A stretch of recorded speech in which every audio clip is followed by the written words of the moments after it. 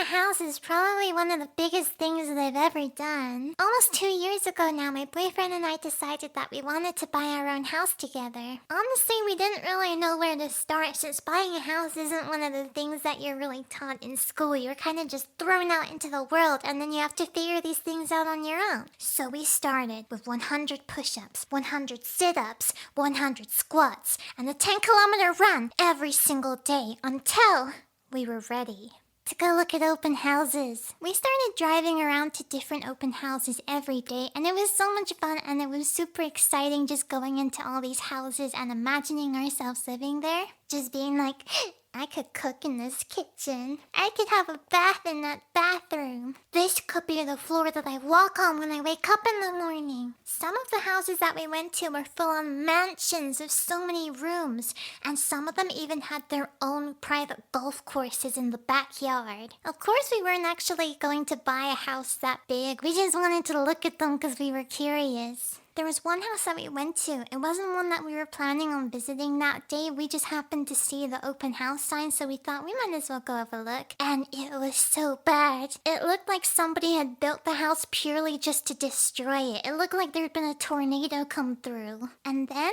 to make it so much worse, the estate agent told us that someone had died in that house. And they say sometimes you just might happen to see him walking. Hello? Let's go, drive!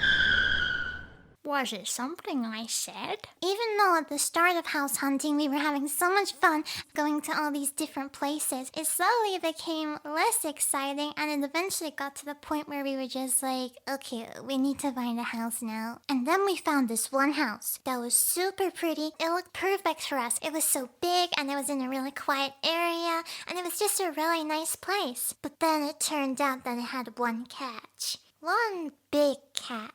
The neighbors. We visited the house a couple of times, and each time we saw that the neighbors were kind of like out on the street. They weren't causing too much trouble, so we didn't pay too much attention to them. But then the third time that we visited, we realized that, oh, they're actually a problem. They had so many people out on the street. Over half of them were shirtless, and they were just being really loud. They were throwing trash around on the street. They just really didn't seem to care. We wondered if it was something that happened every week there. And seeing this just made us feel very uncomfortable, and since their house was right opposite the one that we were looking at, we decided that maybe it'd be better to just back away from there. But we came so close to actually buying that house until we realized what a problem we would have been getting ourselves into. And we went back to house hunting. One day, John's parents had someone over cleaning the carpets, and so we wanted to get out of the house, so we looked for any houses around that had open houses right then. We thought we might as well go, not really expecting to find anything that we'd actually want to buy. And then that house turned out to be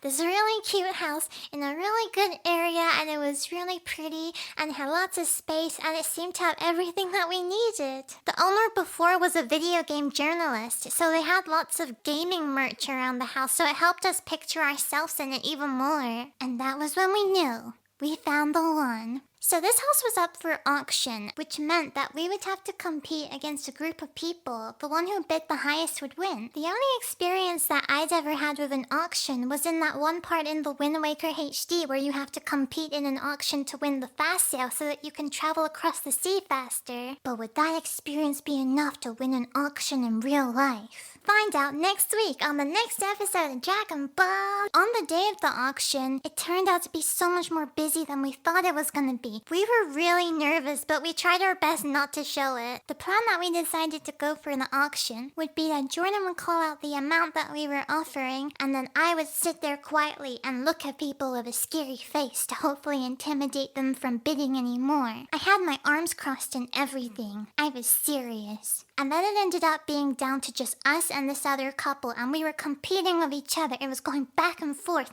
The numbers are bouncing through the air until eventually, KO! And we won. The entire auction was super tense, and I'll never forget the feeling of when we realized that it was our house now, and we could live in it and do whatever we wanted with it. We were super happy about starting this new chapter together, and we couldn't wait to get started. After that, it was all crazy happy times of moving all of our things into this house and making it ours, and then not long later, even getting our puppy Munchie. And that's when it really turned from a house into a home. Click on my playlist right here for more storytime videos from me. I have a lot more stories to tell that I think you'll really enjoy. And if you enjoyed this video, please be sure to subscribe and turn on the bell notifications so that you don't miss any of my future videos too. Thank you for watching. Bye!